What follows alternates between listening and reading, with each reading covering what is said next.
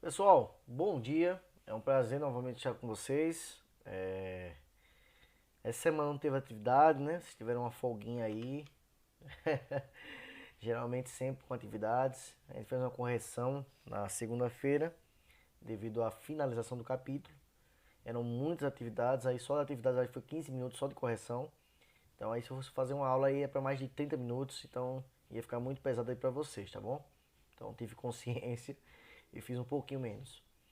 Essa semana a gente não vai ter tira dúvidas pelo Zoom, tá certo? Eu tô aí de mudança, uma correria, tô saindo de Angelim, vou morar em Garanhuns.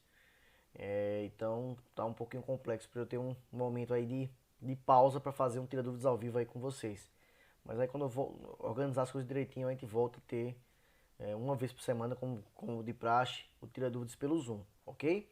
Mas aí qualquer dúvida, tô pelo WhatsApp. Quando tem um minutinho lá eu olho e respondo vocês tranquilamente. Hoje a gente vai iniciar o segundo capítulo do livro didático, falando um pouquinho sobre indústria e tecnologia, tá bom? Então vamos lá, para não perder mais tempo, falando abobrinha.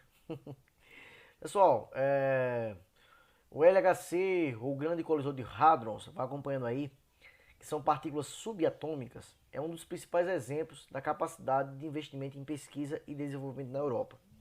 Trata-se de tecnologia de ponta, um tipo de aplicação de recursos no setor industrial nas regiões economicamente mais desenvolvidas do globo, ou seja, está falando aqui do grau de complexidade de investimento em tecnologia de ponta pelos europeus, tá certo?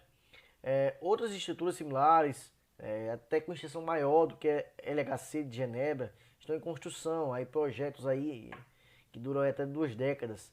Prevê-se para 2025 a conclusão de um projeto com um túnel de comprimento de entre 50 e 100 km na China e outro para 2035 na Europa, ocupando possivelmente uma área ainda maior. Então, cerca de 200 anos depois da eclosão da Revolução Industrial, foi lá no final do século XVIII na Inglaterra, e após o fim da Segunda Guerra Mundial, o mundo assistia ao desenvolvimento do meio técnico científico informacional. A gente pode criar uma sigla aí e chamar isso de MTCI, meio técnico científico informacional. Qual é a principal característica desse desenvolvimento aí? É o avanço, pessoal. Destaque aqui, ó. Avanços nas pesquisas científicas. Nunca na história o mundo viveu o que nós estamos vivendo pós Segunda Guerra Mundial, né? Esse avanço, e principalmente a partir do século XXI, desculpa, a partir do século XXI. O avanço desenfreado da genética, da robótica, da informática. Então, o desenvolvimento ele é assombroso. A velocidade é assombrosa. E a gente pode provar isso agora na Covid-19. O pessoal ainda acha, demorou muito. Não, não demorou. A vacina que está sendo aí produzida é em tempo recorde. Em tempo recorde. Os cientistas aí estão aí numa força-tarefa. Aí vem tecnologia, vem genética, vem muita coisa envolvida. E aí estão produzindo e provavelmente, talvez ainda esse ano ou início do próximo ano, teremos aí uma vacina eficaz contra a Covid. Então isso é graças a esse meio técnico científico formacional. Se essa pandemia ela viesse em outros tempos, vamos supor aí 50 anos atrás, essa vacina para surgir demoraria muitos anos mesmo. Então a gente está vivendo uma época aí muito avançada no que diz respeito à tecnologia, tá certo? E aqui a gente começa falando um pouquinho sobre justamente tecnologia, indústria e tecnologia. O subsolo do oeste da ilha da Inglaterra e lá em Gales, país de Gales, transformou a superfície do planeta a partir dos meados do século XVIII. Por quê? A gente sabe que no início e finais do século XVIII houve a Revolução Industrial. E o principal produto explorado naquela época, pessoal, era justamente o que está aqui, olha, o carvão mineral, tá bom? Então, aí começou o quê? Das minas de carvão, que forneciam energia para as máquinas a vapor, as fábricas que se multiplicavam, as ferrovias e sobre elas trens fumegantes, enquanto os oceanos começavam a ser cruzados com mais rapidez pelos vapores, o espaço geográfico se reorganizava. Então aí era o que nós tínhamos no século XVIII, né? Esse avanço que para aquela época era um avanço desenfreado, era um avanço espantoso, graças à Revolução Industrial. Se você observar o mapa ao lado, que representa as reservas de carvão, né, no subsolo, nele é possível perceber que a distribuição do carvão se dá por boa parte do território e as profundidades diversificadas. Então você consegue ver aqui, né, em boa parte os carvões, tá certo? As minas de carvão e aí as profundidades, né? Quanto mais escuro, né, maior é a profundidade, tá certo? E aí começaram a surgir novas reservas que até hoje são exploradas. Hoje, uma menor proporção, porque o carvão não tem tanta, como eu posso dizer, função ainda tem, mas não é o principal combustível da era atual, ok? Continuando, então a imagem aqui para baixo. Na Inglaterra, do século XVIII, o meio rural presenciava o surgimento de novos instrumentos de trabalho e o aumento da produção. Isso aí, para quem não lembra, é a Revolução Verde. Quando chega a Revolução Industrial, no campo chega a Revolução Verde. É a chegada de maquinários, né? Que aí dispensava milhares de pessoas. Pessoas aí não precisavam mais trabalhar no campo, devido à máquina fazer o serviço que muitos trabalhadores faziam, tá certo? Então aí vem a questão da Revolução Verde aliada ao êxodo rural, que é a saída do campo, né, das pessoas que viviam no campo para as cidades. As ruas das cidades se enchiam de pessoas e a parte das indústrias as escolhia. Então a gente via aí as pessoas chegando do campo e sendo acolhidas aí nas cidades. Era a Revolução Industrial, com seu ritmo frenético, tá certo? Que se propagava pelo continente europeu. Por mais de um século, os produtos manufaturados da Inglaterra e de outros países dominaram o mercado mundial. Então, por mais de um século aí, quem tinha a hegemonia mundial era justamente o Reino Unido. Então, o Brasil, bem como a maioria dos países latino-americanos, até início do século XX, era dependente da importação de produtos e da tecnologia europeia. Por quê? Porque não tinha feito ainda um progresso na sua Revolução Industrial. O Brasil estava estagnado, ok? Muitas das ferrovias implantadas no território brasileiro entre o final do século XIX e início do século XX foram projetadas e financiadas por companhias britânicas, que aí queriam se instalar em nosso território, ok? Como acontece hoje com a China, né? Vários países africanos têm recebido aí investimentos, né, para projeção, para financiamento de várias infraestruturas do país. Então o Brasil passou por isso lá atrás, né, sendo financiado aí pela Inglaterra, pelo Reino Unido. A produção fabril conduziu a Inglaterra e outros países da Europa à supremacia do poder político e econômico mundial. Então era o principal, né, era o principal país do mundo, era o Reino Unido, tá certo? Graças à Revolução Industrial. Mas isso tem um preço muito caro. Você pode ver a imagem aqui, né? Crianças, né, trabalhavam, eram exploradas, então não existia direitos trabalhistas, né?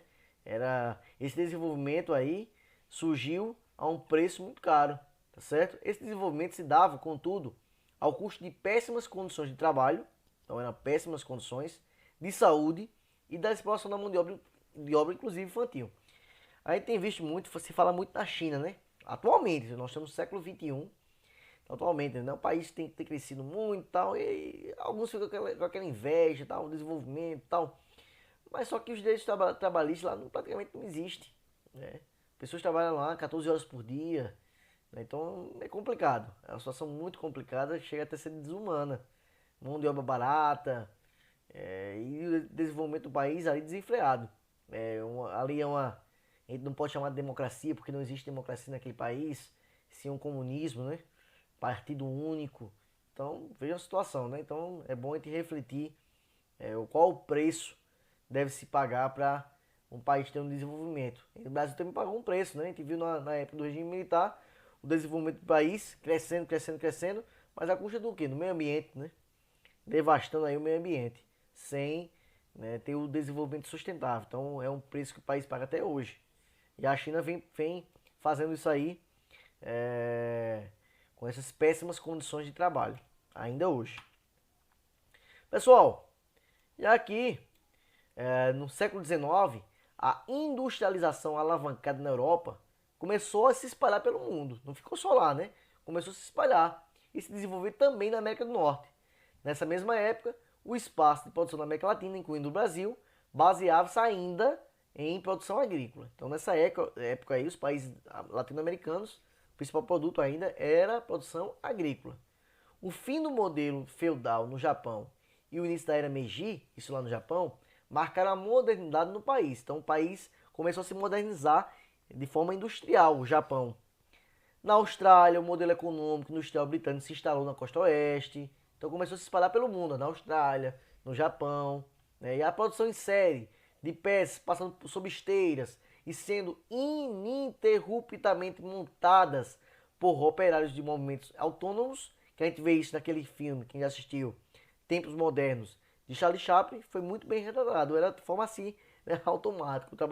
A máquina passando ali, né? A esteira e você ali fazendo aquele movimento repetitivo ali. Porque a produção era em série e não parava, né? Então ela tinha que ter uma série ali. Hoje mudou-se isso, né? Durante o período da Guerra Fria, a União Soviética e os países sob sua influência, além da China, desenvolveram principalmente indústria de base, explorando carvão, né, como ferro e o manganês. A industrialização nesses países socialistas, como as demais bases econômicas, era planejada, conduzida e controlada pelo Estado. Então, quem planejava, quem conduzia e quem controlava essas indústrias era o Estado. Então, por isso aí é chamado de economia planificada. Essa era a ideia do regime socialista. No regime capitalista, não. É mais aí o controle da iniciativa privada e não do Estado. No final do século XX, enquanto na região sudeste do Brasil se expandiam as concentrações industriais, vejam só na metade do século XX é que começa a se expandir as concentrações industriais no Brasil, e não em todo o Brasil, no sudeste brasileiro. Então, nos países europeus, no Japão e na América do Norte, o nível de desenvolvimento econômico já não se media tanto pelo seu parque industrial. Por quê? Então, veja só, o Brasil sempre estava atrasado.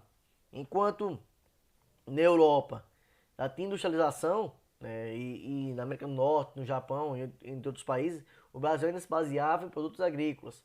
Quando o Brasil começou a desenvolver suas indústrias, os países mais desenvolvidos já não focavam mais em parques industriais, já estavam envolvendo aí grandes empresas transnacionais, migrando aí para outros países. E aí esse tema de transnacionais a gente vai ver em uma próxima aula, vai estudar também um pouquinho sobre essas empresas aí multinacionais, transnacionais, tá certo? Tá aqui, enquanto a América Latina se tornava importante base para a expansão geográfica das grandes empresas transnacionais da Europa e da América do Norte, em vários locais do Extremo Oriente e Sudeste Asiático, com destaque para a Coreia do Sul, Taiwan, que pertence à China, teoricamente. Por que teoricamente? Porque é uma nação ali que se autodeclarou independente, mas vários países, inclusive a China, não reconhecem. Tá bom? Malásia, Tailândia, Hong Kong e Singapura preparavam seu parque industrial no modelo de plataforma de exportação. Então, o sucesso foi tão grande desses países que eles são conhecidos aí como os tigres asiáticos, tá bom? Destaquei aqui, ó, tigres asiáticos, né? Taiwan, Coreia do Sul, Malásia, Tailândia, Hong Kong e Singapura. Eles compram a matéria-prima e transformam essa matéria-prima em produtos que são vendidos, né? São exportados. Então, eles exportam muito, muito, muito. Geralmente você pega um produto, tá lá, made in Taiwan, made in Coreia do Sul, made in Tailândia, made in China, né? China é a principal, né? O dragão asiático. Mas os tigres asiáticos são esses países aí que se desenvolveram muito, principalmente depois da década de 80. Em contrapartida, Europa, Japão, Estados Unidos, na segunda metade do século XX e mais recentemente a China e Índia, passaram a concentrar investimentos em indústrias e tecnologias de ponta. Aí vem tecnopolos, universidades, laboratórios, centros de pesquisas, informática, fontes de energia alternativas, pessoal. Então, deixaram de lado um pouquinho o foco industrial e passaram a investir, né, mais em universidades, centros de pesquisa, né, em informática, em tecnologia de ponta. É o novo, a terceira revolução industrial, né? Essa é a terceira revolução industrial, que fala em tecnologia de ponta, tá bom? Aqui tem alguns países, né, que tem aí seus principais tecnopolos, tá certo? Aí lá na Alemanha, Munique, Stuttgart, na Bélgica, Bruxelas, Liege, na Espanha, Madrid, Barcelona, na Finlândia, Helsinki, Paris, na França, Dublin, na Irlanda, Londres, Reino Unido, Estocolmo, na Suécia, Hong Kong, na China, Singapura e Singapura, Seul, na Coreia do Sul, Bangalore, na Índia, Tel Aviv, em Israel, Kyoto, Tóquio, Japão, Kuala Lumpur, na Malásia, Melbourne, na Austrália, Auckland, Nova Zelândia. São alguns tecnopolos muito importantes aí em cada país que eu destaquei de acordo com a bandeirazinha aí, tá bom? E aí a gente finaliza com a atividade de casa, página 13 e 14 do livro de atividades, entregar até domingo, tá certo? Qualquer dúvida, estou à disposição pelo WhatsApp. Fique com Deus, até a próxima. Tchau, tchau.